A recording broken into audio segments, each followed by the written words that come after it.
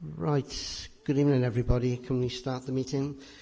I declare the meeting of the City Council open. This hybrid meeting is being conducted on a multi-locational basis in accordance with the Local Government and Elections Wales Act and the arrangements of multi-location meetings agreed by the Council, which will operate alongside the Council's standing orders to ensure that we continue to take democratic decisions in an open and transparent manner. For those attending the meeting in the Council chambers, please note that today's meeting is being filmed for live and subsequent broadcast by ways of the Council's internet site. The images and sound recordings may also be used for training purposes within the Council. As you will see from the agenda papers, generally the public seating areas are not filmed. However, by entering the meeting room and using the public seating area, you are consenting to being filmed and to the possibility use of those images and sound recordings for the webcasting and for training purposes. As well as being broadcast live, a recording version will be available on the Council website within 24 hours after the meeting. For those members in the Council chamber, please use their microphones to contribute to the meeting, and please remember not to get too close to the microphones and also to switch off the microphones when you have finished. For those attending remotely, can I request that you all switch off your cameras and mute your microphones when you are not speaking to ensure that there is no unnecessary background noise and to help with the audio and visual quality of the broadcast. The Council's standing orders and code of conduct will apply at all times during this hybrid meeting, in the same way as ordinary meetings, and members should conduct themselves accordingly. For the benefit of everyone watching on the live stream, when I invite members to cast their vote remotely on a particular item, they will do so electronically using the voting system in the chat box. We have had some issues with the voting online at the moment, so do you want to explain exactly what we're going to do? It might come on later on, but at the moment it's not. Yeah, thank you, Presiding Member. We're having a technical issue with the online voting, so for the benefit of those members who are joining us remotely this evening, in terms of the voting, when the presiding member asks for votes in favour of a motion, if those joining remotely could raise their hand on Teams, and similarly when the presiding member asks for votes against, if those who wish to vote against the motion could raise their hands at that point, and that will be instead of the usual yes/no buttons. Okay, thank you for that. However, I will announce the number of votes cast for or against and any abstention before I declare the result. Those members present in the Council will vote in the usual way by a show of hands. Welsh translation of the procedures can be provided upon request. We'll move on now to item 1. I have received apologies for absence from the following councillors: Councillor Evans, Clark, Petersons, Kellaway, and Councillor Forsey. I don't think there's anybody else. On that note, I'd just like to wish Councillor Evans all the best in his recovery as well, from behalf of the Council. Are there any declarations of interest at this stage?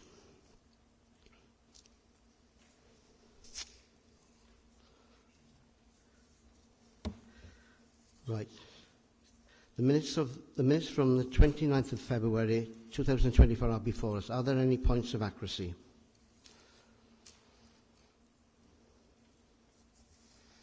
Councillor Reynolds. Thanks, President Member. Just one minor wording, really. On page 15, underneath the comments of councillors... Can you stand, please? Apologies, sorry. No? It's just a point of slight accuracy, really, on the wording. On page 15, under comments of councillors on the substantive motion to do with the budget, it says Councillor Clark commended Councillor Howells on the alternative budget. I just wonder whether maybe Councillor Clark isn't here to speak for himself, but I wonder whether that should be referred to as Councillor Clark commended Councillor Howells on producing a substantive budget. It sounds like Councillor Clark is commending the budget, not the fact that he produced one. Does that make sense? Thanks. Right, with that, if that's all agreed, then I move the meeting as a true record. Is there a seconder? Chair, sorry. I was here last, Council. Right, okay. Apologies. Okay, that's been noted as well. Okay. Right, with that now, I move the minutes as a true record. Is there a seconder? Thank you, Councillor Reynolds. We will now proceed to the vote. Would all councillors please cast their vote now, starting with all those in favour?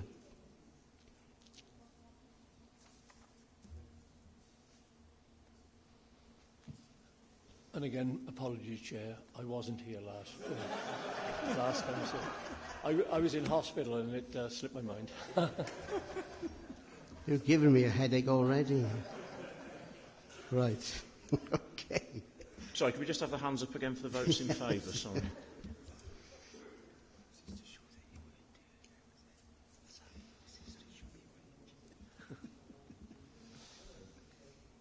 Just check votes against. Yeah. Any against? If those who voted in favour on Teams could lower their hands, please. Okay. With that then, the approval of the minutes is duly carried. Sorry, I've got Councillor Whitehead and Councillor Horton with hands up. Are they votes against? No, my vote was for. Okay. If you have a look at it, I voted 6 times and others 4, 3. I think that option got a bit chaotic. I still think I got an hand raised, so yeah, I voted 4. All right. Okay. All right. I hope it's down now, is it? Yeah. Okay. Thank you very much. Finally, was it still up? Right. Still showing us up. We move on now to appointments. Councillor Deborah Harvey is to introduce this item in Councillor Clark's absence. Thank you, Mr. Presiding Member. All the appointments have been sent through to the correct channels and they're all in there ready to be seconded. Can I invite Councillor Reach to second the report? Happy to second that, Presiding Member. Are there any comments on the report? We will now proceed to vote. Will all councillors please cast their votes now, starting with all those in favour?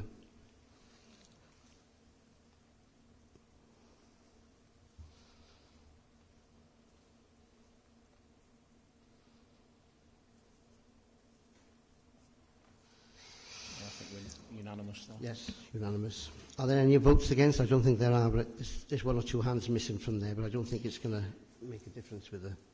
Oh, Councillor Horton has come on now. There's no abstentions. Therefore... Sorry, Chair, just in case, I was for that vote, just in case it was a bit late.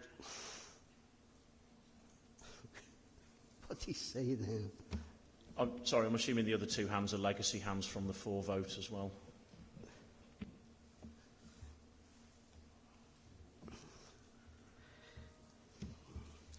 Therefore, there's the number of votes for. What is it? 30. Do you count the votes then? Yes, unanimous votes then for, none against, and I think there's no abstentions. Right, we move on to item 4. Item 4, Leader. The Leader present the substantive report, please, on members' schedule of remuneration. Thank you, Presiding Member. The first report before us today sets out the members' scheme of allowances for 2024-25, as set out in the annual report of the Independent Remuneration Committee. The Council is required to adopt and publish a scheme of allowances for members for the current year based on the salaries prescribed by the Independent Remuneration Panel for Wales, known as the IRP. The IRP is the statutory body set up by Welsh Government to determine the appropriate level of remuneration paid to elected members in Wales. The IRP published its annual report in February of this year, and the Council is required to formally adopt those recommendations and approve the allowances for 24-25.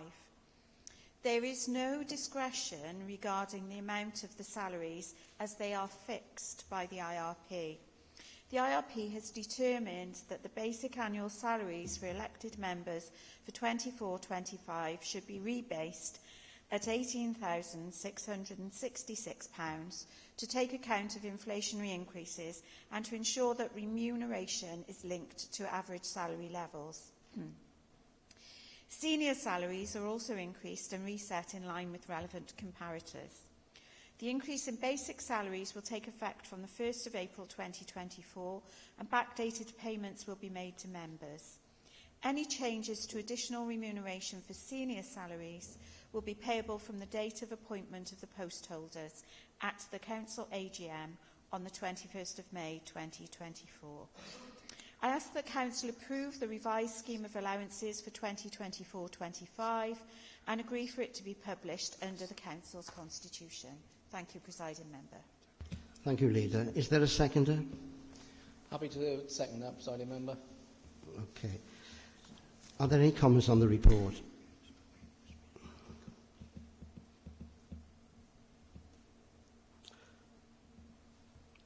Right, can we move on now to proceed to the vote? Would all councillors please cast their vote now, starting with all those in favour?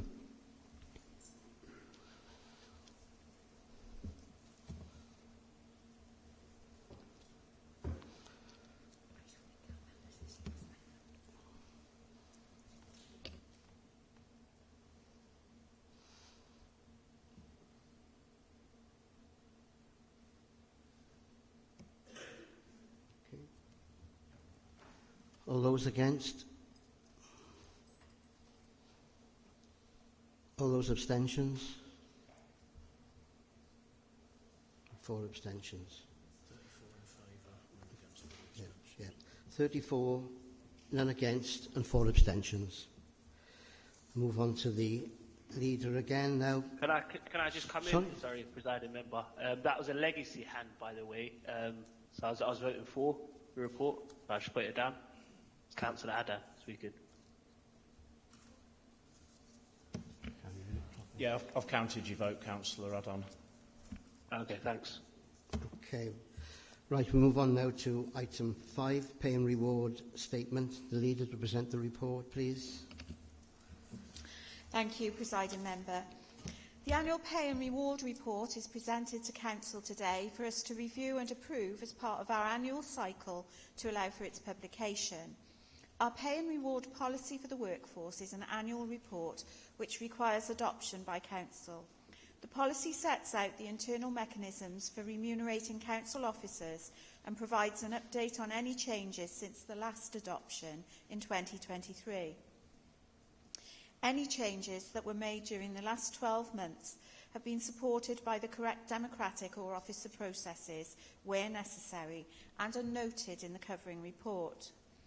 Of note in the report today, Presiding Member, is the previous in-year decision to align our apprentice programme rates of pay to that of the Foundation living wage rates. This critical change is in line with our aspiration to be a living wage city. This change has also enabled us to successfully recruit an additional 20 apprentices over the last quarter. Offering and employing entry-level roles, such as apprentices, is so important for the authority in its ongoing recruitment and retention strategies, and an important intervention as part of our new people plan for our workforce.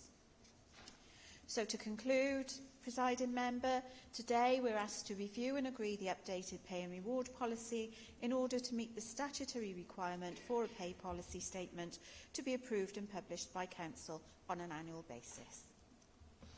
Thank you, Leader. Is there a seconder? Happy to second. Okay. You have the right to speak later on if there's any comments on the report. Are there any comments on the report? No, I suggest then we move to the vote. We now will proceed to the vote. Would all councillors please cast their vote now, starting with all those in favour?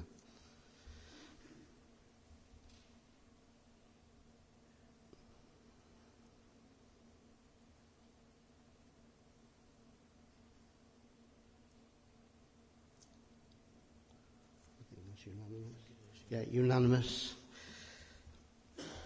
Therefore, the number of votes is unanimous, as I said, and therefore the pay and rewards statement is duly noted and approved. Item 6, Leader, the Strategic Equalities Plan.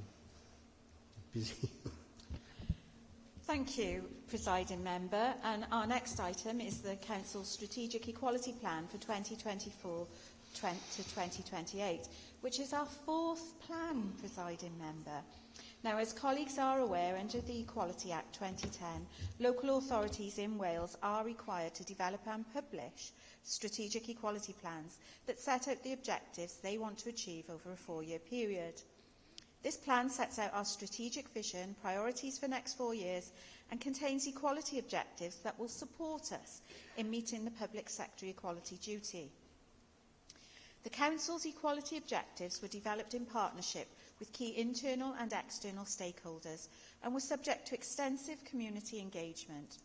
The involvement of grassroots communities ensures that whilst our plan delivers a strategic vision for equality in Newport, it also ensures tangible outcomes for our communities.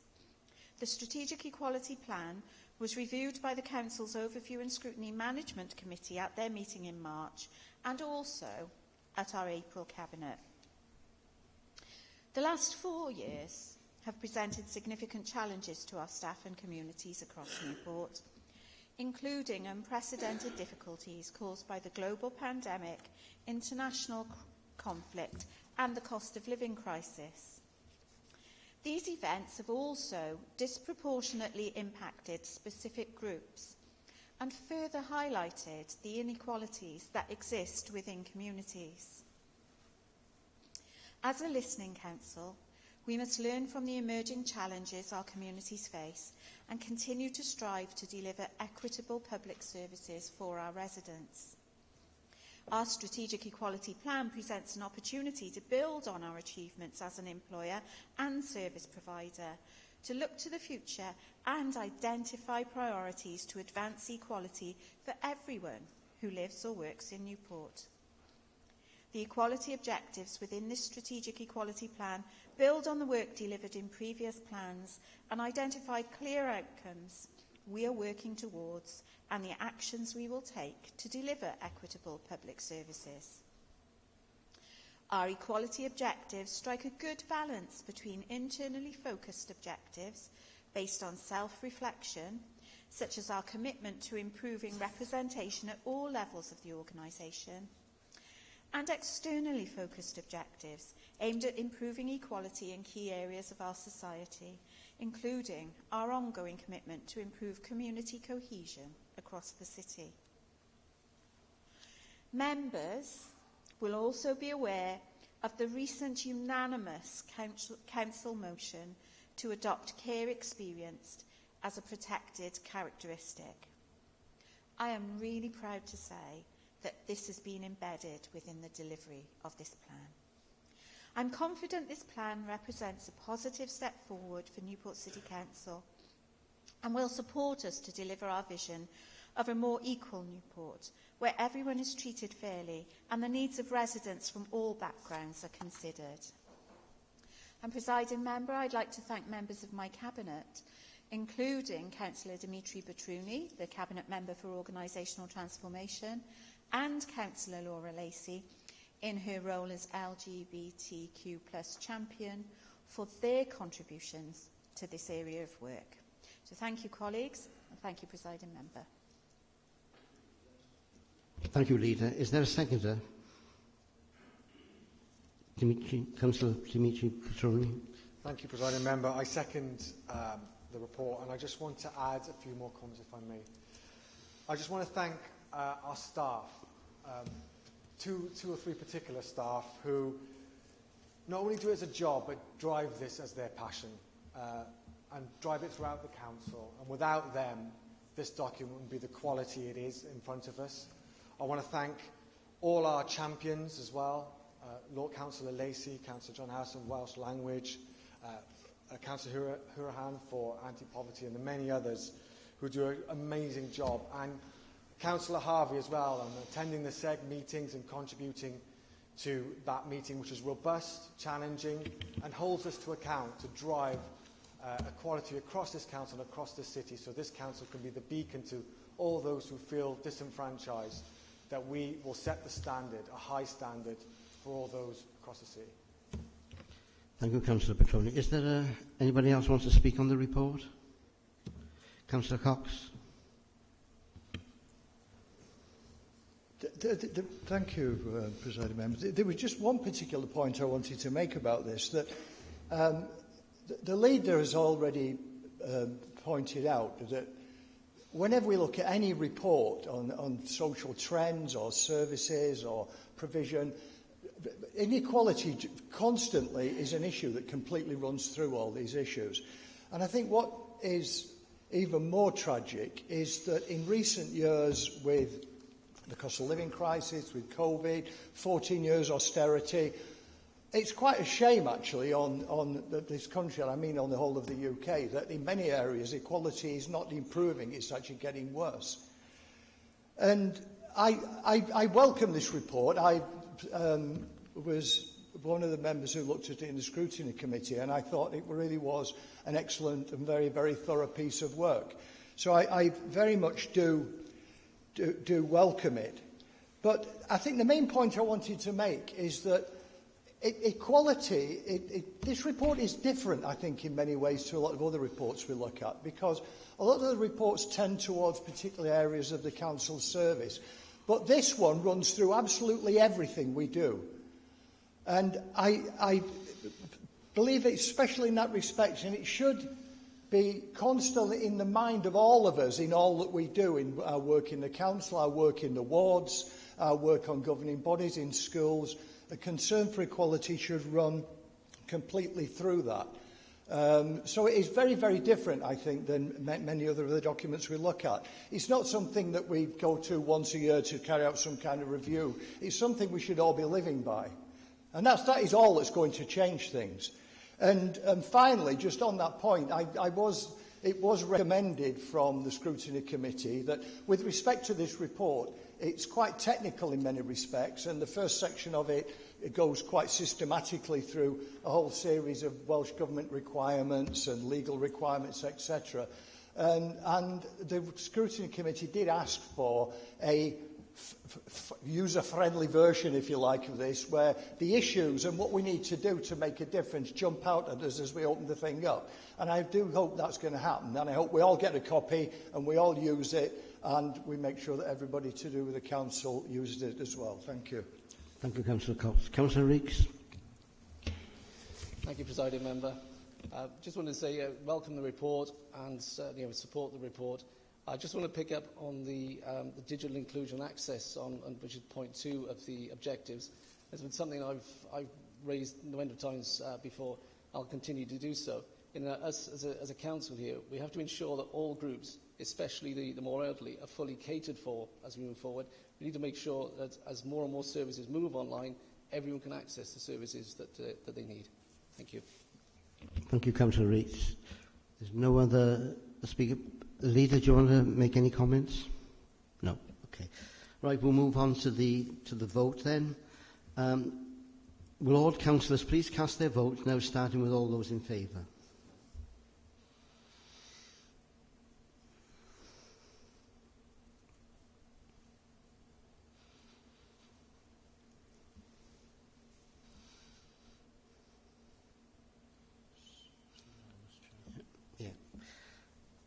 Right, it's unanimous again then, none against and no abstentions. Therefore, the Strategic Qualities Plan is duly noted and approved.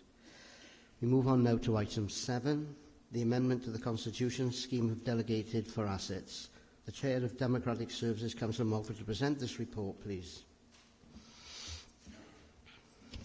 Thank you, Presiding Member. Part of the Democratic Services Committee's work programme is to review the Council's constitution. I would like to present to Council this item considered by the committee at their meeting on the 18th of March, which reviews the scheme of delegation for assets, which is part 3 of the Constitution. The committee reviewed the arrangements for delegated decisions, noting that the value of certain asset transactions have been in place for some time and are no longer aligned with current asset values, or out of step with other delegated decisions contained with the Constitution and practice at other local authorities. The proposed amendment to the scheme of delegation supported by the committee are outlined in detail in the report. These are, in summary, to acquire, purchase and dispose of interest in land and property at a value up to £100,000, to enter into, amend or surrender leases of land and property up to £100,000, to deal with licences, permissions, way leaves, easements and other legal interests in land or property, The committee noted that the relevant Cabinet members and ward members will be consulted whether there is a direct or wider impact on the community or residents arising from any proposed decision. We also noted that these delegations do not override any duty to ensure compliance with the Council's rules relating to capital or other financial controls and policies. The recommendation. On behalf of the Democratic Services Committee, I ask that Council approve and adopt the proposed amendments to the paragraph 10.9 of Part 3.3 of the Officer Scheme of Delegation within the Council's Constitution as recommended by the Committee. Thank you. Thank you, Councillor Mogford. Is there a seconder? I'm happy to second, Presiding Member. Fully supportive of the change, as Councillor Mogford suggested, that it's bringing us in line with other authorities. Councillor Mogford mentioned that the scheme would now it would go up to 100,000, but it should be noted that it was clearly previously was just 1,000, so it's massively bringing us up into line. No change to the consultation with Cabinet members, ward members, and just a big thank you to Democratic Services and the officers who have worked on this to bring us to this point. Thank you. Does anybody else want to speak on that? Councillor? Yes, thank you, Mr. Presiding Member. Just one point I wanted to raise on it really was, although you said there was no change in ward members being consulted, it does say in the report that they would only be consulted if there was considered to be a wider implications for the ward. So who makes that decision about those wider implications for the ward? It's in the proposal part if you look in the report. I'm just a little bit concerned that this is another thing where decisions are being taken away from ward members and being picked up by officers. And we really should remember that officers advise, members decide. Thank you, Councillor. Councillor Mogford, does anybody else want to speak on the... Councillor Hurahan? Thank you, Presiding Officer. In agreeing with Councillor Fairweather, this point was laboured at the committee that full consultations would continue for any disposal of assets or repurposing of assets within a ward for the ward members. And I would like clarification on that, please, Mr. Presiding Officer. Councillor Mogford, could you enlighten us on that, please?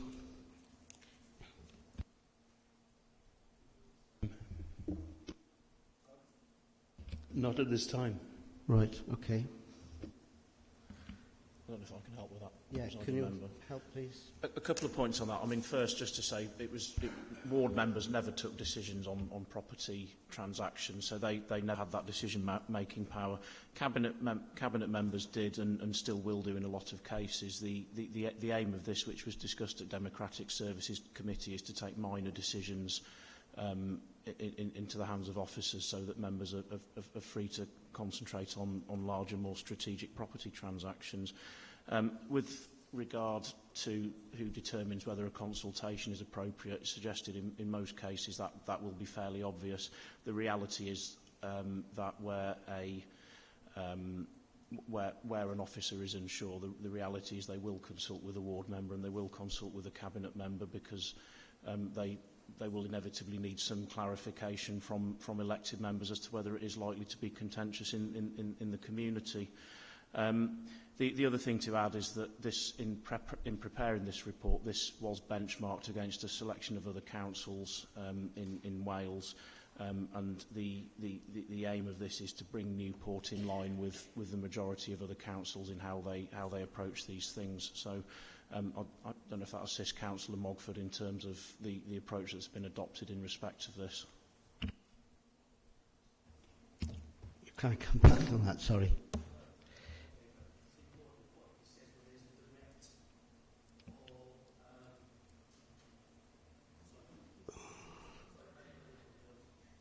There's direct or wider impact upon the ward.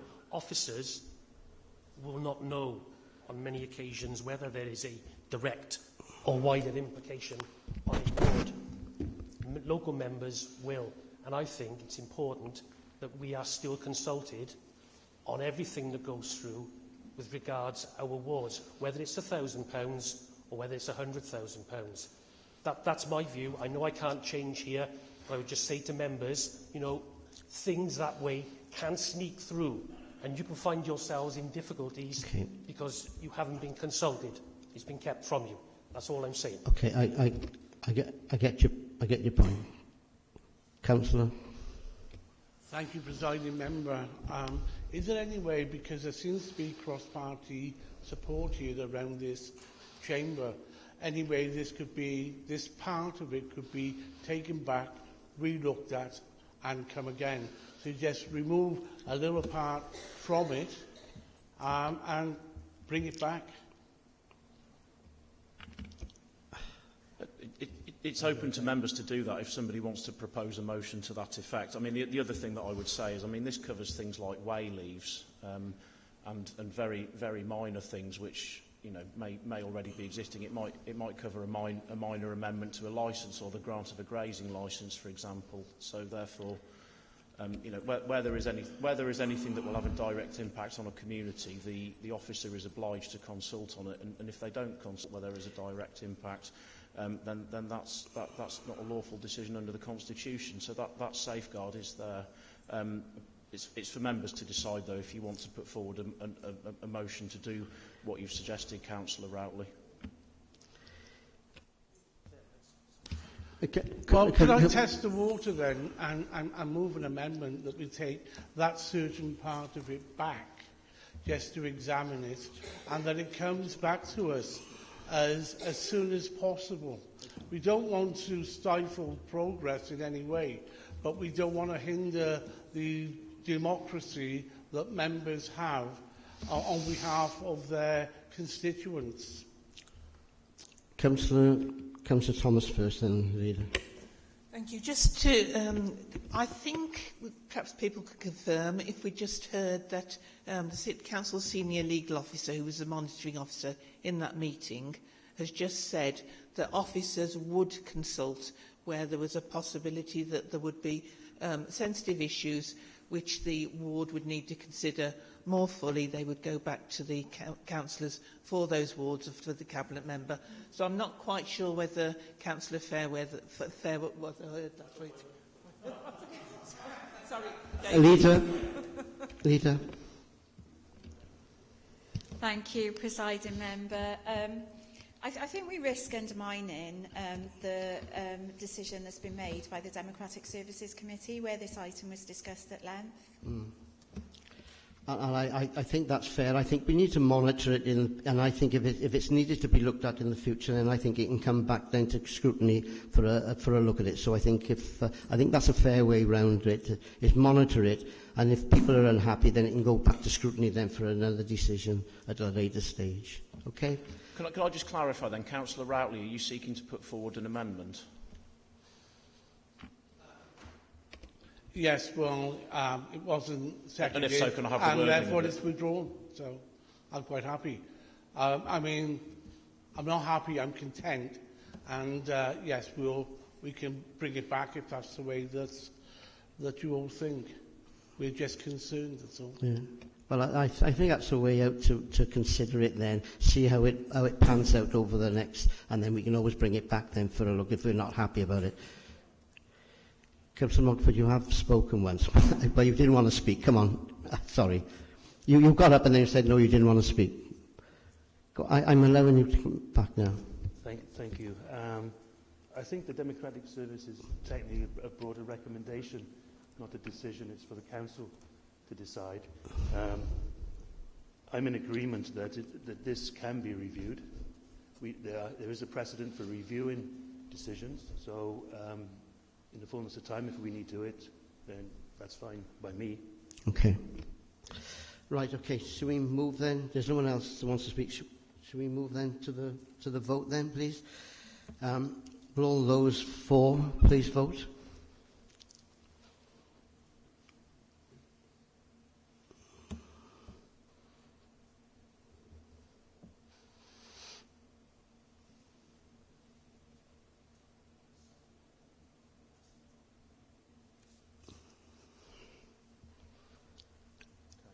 Yeah, any against? One against. Are there any against online, please? I don't think they're not. I don't think they're. If you're voting against online, can you make yourself known? There's only two there. I can't see. They haven't put their hands up. I can see 3 hands up. Are they Councillor Whitehead, Councillor Pym and Councillor Townsend? Yeah, we're for. Yes, we're for. Yeah, we're on against. So if yeah, apologies, it was I'd left my hand up. I was voting for. Councillor Townsend, you were for? I beg your pardon. Yes, I am. Yeah. For, right.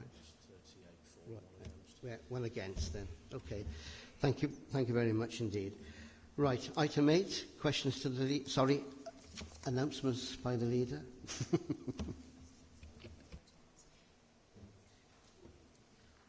Thank you, Presiding Member. I'd like to start, Presiding Member, by reflecting on the International Women's Day activities that took place across the city. We were delighted to host our own event in the place in Newport, and there were a number of events that went on across the city, including the wonderful day full of events that took place at the Riverfront Theatre on the Saturday. But what we're really proud of is a group of young women who represented the city and their country at a recent International Women's Day event. And 8 young women from the city's youth clubs travelled to Scotland to join others from the 4 home nations. It followed the success of last year's festival in Blackpool, organised by the United Youth Alliance, when Newport Youth Club members represented us and Wales. The group, accompanied by 4 staff, were the guests of Dumfries and Galloway Council for the weekend. As well as attending a gala dinner, the young people attended a conference with keynote speakers and took part in workshops. It's an extremely prestigious event, and it reflects really well upon our young people and our youth clubs that they were invited to participate again. It was an amazing opportunity for these young women, and I'd like to thank them and our fantastic youth workers for being such great ambassadors for Newport. It's also important to note, with thanks, the generosity of Dumfries and Galloway Council. The only cost for the council, for Newport City Council, was the cost of providing the coach. Our youth and play service play a valuable role in the lives of young people in the city by finding opportunities such as this to help them have broader experiences, as well as providing free activities for all ages throughout the year. And of course, my personal thanks to Councillor Harvey for the role that she plays within that.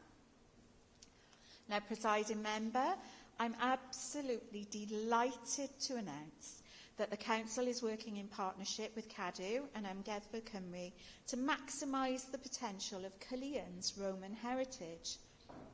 This part of the city is widely recognised for its rich culture and historic assets, including the National Roman Legion Museum, the Fortress Baths, and of course, the amphitheatre.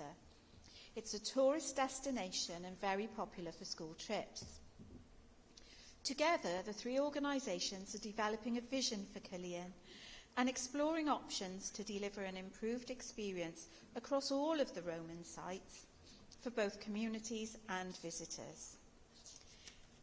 People living and working in Caerleon will be invited to join Roman Caerleon working in partnership and help represent local views.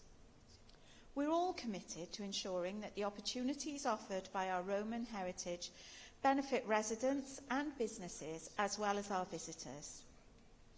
And it's extremely important, Presiding Member, that local people and other stakeholders are a part of this process as we endeavour to help more people discover the history, landmarks and treasures of Caerleon.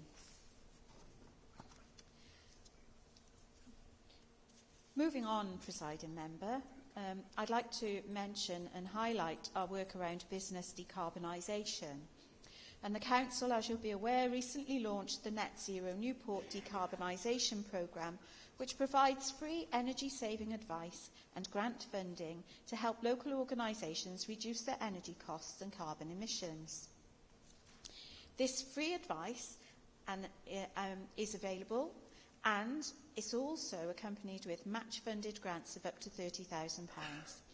This is available to local businesses and community groups with buildings in the Newport area, And I do hope, colleagues, that you'll all spread the word about this particular scheme in your wards.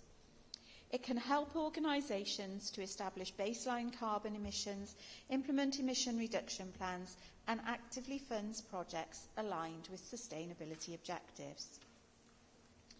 It is designed to help stimulate growth in Newport's low-carbon economy and support the city's journey to net zero by 2050 by investing in local businesses and community groups, people and skills. The programme offers free technical advice to explore low-carbon project ideas and opportunities, and a free plan identifying opportunities to reduce carbon emissions through energy saving and renewable energy measures. Grants are available up to 50% of the total eligible project costs, up to a maximum grant of £30,000. And at the end of March, the Council held an energy-saving event in the Riverfront Theatre, which was hugely successful. And I did attend that event, presiding member, and it was really impressive to see all the range of activities and the advice that was on offer there. And visitors were able to find out more about the programme, as well as get general tips on how to save energy, money and the planet. And finally, presiding member, many congratulations to Newport City FC, who reached and won the final of this year's FAW Dragons Signs Amateur Trophy on Saturday. They defeated Ardell North East leaders 5-4 in an exciting match in Newtown. Now, the Steelmen have had a great season, and they're in contention for promotion, and I'm sure you'll join me, colleagues, in wishing them good luck. And this weekend, Rodney Parade will host the showpiece occasions of the Welsh domestic football season. The final of the men's JD Welsh Cup, the third oldest cup competition in the world, takes place on Sunday with holders and Welsh champions, the New Saints, taking on Connah's Quay Nomads. On the 5th of May, Cardiff City will meet Wrexham in the final of the Women's Bute Energy Welsh Cup. And finally, colleagues, and I know that you're all really excited about this, and many of you will be there, the City Centre will be buzzing next Sunday when runners of all abilities will be taking part in the ABP Newport Marathon, cheered on by hundreds of spectators, and I'm sure you'll all agree it promises to be another great day. Thank you, presiding member. Thank you, Leader. We'll move on to questions now of the Leader, and the first one is Councillor Reeks. Thank you, presiding member. As the makeup of the city centre has changed and the number of shops have declined, it appears to have had an effect on the number of public toilets available for general use. One resident recently found themselves locked out of Friars Walk toilets as they were out of order. They were unable to use the market facilities as these were customers only, although there were no outlets open and the toilets were actually closed, and managed only after some time in searching to locate facilities in the library. Now, the Welsh Government placed a duty on local authorities to provide a local toilet strategy that had to be reviewed within a year of the last council elections.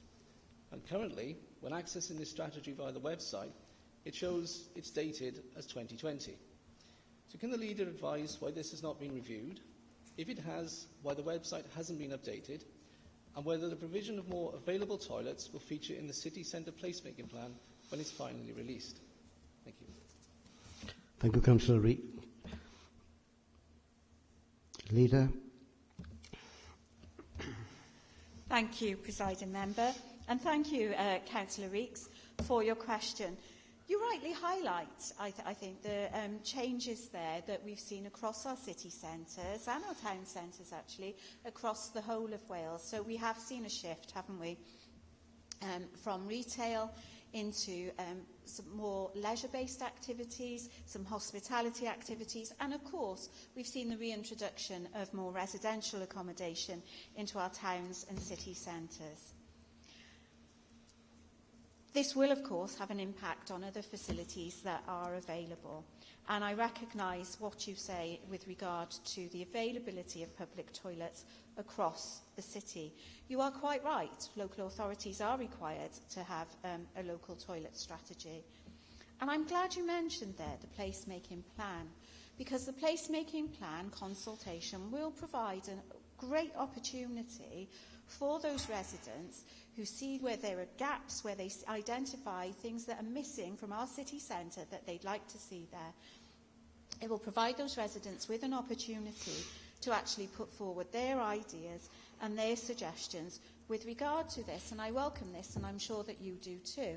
And I'm sure that you look forward to the opportunity to contribute to that yourself, as I know that other colleagues in the Chamber will be looking forward to that as well.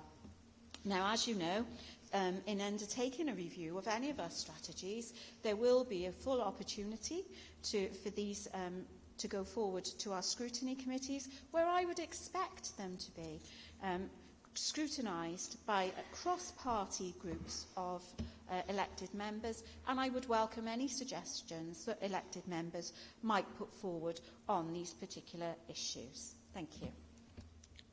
Thank you, Leader. Councillor Morris. Presiding Member, I do believe it's my turn tonight. Sorry? I think it's Kevin's turn. I do believe it is my turn tonight. I think you're right. I do believe you're right. Yeah. Sit down, please, Alan. Yeah, I got you next, I did, on my list here. Yeah, Councillor White. Okay, carry on then. Last time, yeah. Thank you, Al. Much appreciated. Yeah, no, but let's move it now. Councillor Whitehead, please.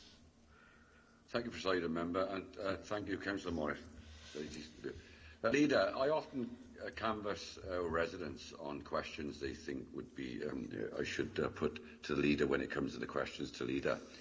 And I'm also a person that likes to head off rumours, etc., etc., knowing how damaging they can be. There has been some talk regarding bin collections to go in for weekly. Can you either confirm or deny this rumour, to put it to bed, so to speak?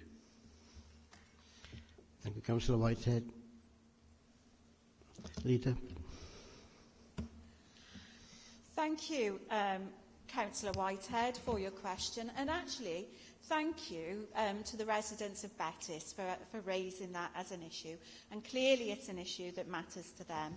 And we know that the whole topic of refuse collection is something that residents in communities are very interested in. With regard to the cycle of refuse collection, I think there is discussion, isn't there, across the public domain, and we've seen a number of local authorities in Wales actually consider moving to 4 weeks, and we know that some of them have done so. I can confirm at this point in time that we're not having those discussions in Newport with regard to 4 weekly collection. So I hope you'll be able to provide your residents with some assurance on that. And actually, in terms of providing assurance to residents, what I'd really like you to think about when doing so is actually telling them how well we're doing in terms of our recycling in Newport. Because Newport doesn't need to move to a 4 weekly refuse collection cycle, because we are well on track for meeting our recycling targets, and you know these are really rigorous recycling targets that are set by Welsh Government, and I'm really pleased to say that Newport is well on track for doing that. And I'd like to say a huge thank you on behalf of the authority to all of our households who've worked really hard to do this and worked really hard to ensure that they recycle and they manage their refuse correctly. And of course, Councillor Whitehead, it would be remiss of me not to acknowledge the outstanding efforts that our businesses are making since the legislation changed in April this year. So thank you to everybody who's making a huge effort around that. To confirm, Councillor Whitehead, that we're not considering moving to a 4 weekly collection here in Newport. We don't have a need for it because we are on target to meet those really rigorous and robust targets set by Welsh Government. And once again, a huge thank you to our officers for enabling that to happen, our Cabinet Member for leading the way with that, and of course our residents for participating in that recycling themselves. So thank you all very much. Thank you, Leader. Thank you, Leader. Councillor Morris. And reassured. Thank you, Mr. Presiding Member. Can the leader, working with the appropriate cabinet member, can we relook at the way that we recycle, particularly with terraced houses? We've got a large proportion of terraced houses in Liswerry, as have many other areas. Some of these people on bin day can have 6 boxes to get through their houses. Now, I notice as I drive through Rogerstone, and best of luck to Rogerstone, some of the houses up there have little boxes, one on top of the other. They would be so much easier in our terraced houses to get through the house and get out the front. It is not a good look, with the greatest of respect, when you drive through these areas and you see all these bins, boxes and bags outside the houses. For the sake of our city, can we have another look to try to make things a little bit easier and more customer focused for the people that live in terraced houses? Thank you, Leader. Thank you, Councillor Morris. Leader. Thank you, Presiding Member. And thank you very much for that question, Councillor Morris. And for me, that's a very timely question because it was our collection in my area today. And do you know what's really heartening about that? It is actually seeing how much people recycle these days. It is great, and you're absolutely right. We do need to think about how this looks.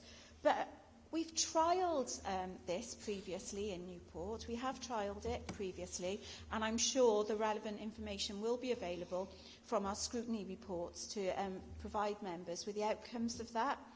But the reality is, in terms of providing alternative systems, they can cost up to 10 times as much as the current system that we've got.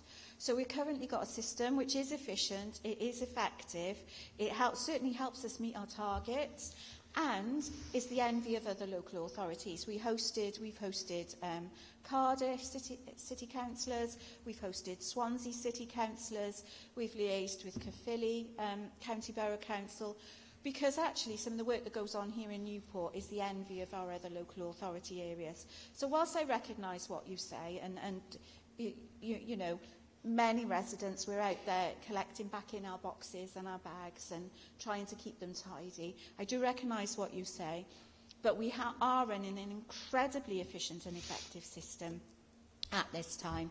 And also, it's really important to note that any alternatives could cost up to 10 times as much. And you will be aware, of course, of the pressures that we're experiencing financially at the moment. And I think one of the great results of the work that's been done over time, and I'd really like to thank the Head of Service and the Director for this, as well as the Cabinet Member, is to bring that on target. Of course, and I think this is quite an important point to note, this isn't something that we will just fail to refer back to. We will, of course, review this as we review all of our policies. And I'm sure that if scrutiny would like to put forward any alternatives, they will be considered by the Cabinet members. So thank you. Thank you, Leader. Councillor Spencer. Thank you, Presiding Member. Leader, Councillors recently had a very interesting informative update on the partnership working at the regional level with regard to economic well-being and growth. Can the Leader update the Chamber on the progress of the regional strategic partnership? I've got my teeth in mine, that's why I'm struggling. Through the Gwent Public Service Board, which focuses upon community well-being, and explain how Newport's recently launched local delivery plan aligns with this. Thank you. Leader. Thank you, Presiding Member. Thank you, Councillor Spencer. We did have a really interesting presentation, didn't we, recently on our economic duties as a region and the regional work that's going on. And I am pleased to make members aware that we have now, since that presentation, we have had our last meeting as Cardiff Capital Region, and we are now the fully formed South East Wales Corporate Joint Committee, which of course you'll be aware we have that economic duty. The partnership working, Presiding Member, is key to everything that we do, really, whether we do that on our economic duty through the Regional Partnership Board or indeed through the Public Service Board. And as you'll know, we made a decision to come together as 5 local authorities in Gwent with our partners to work as one with our Public Service Board and fulfil our duties under the Wellbeing of Future Generations legislation in terms of putting together a wellbeing plan. Now, we've mentioned this previously, and it is important to note that across the whole of the region, our public sector and third sector partners, we've got a commitment to becoming a marmot region and focusing our work and our activities on addressing inequalities, because we know how that impacts on people's lives, and we've already heard that previously today through the comments Councillor Cox has made on our own policy. Each of the 5 local authorities, presiding member, is required to develop their own local delivery plan. And we've done this in Newport through consultation with our stakeholders, so we've carried out significant consultation, and we've also worked with our partners on this.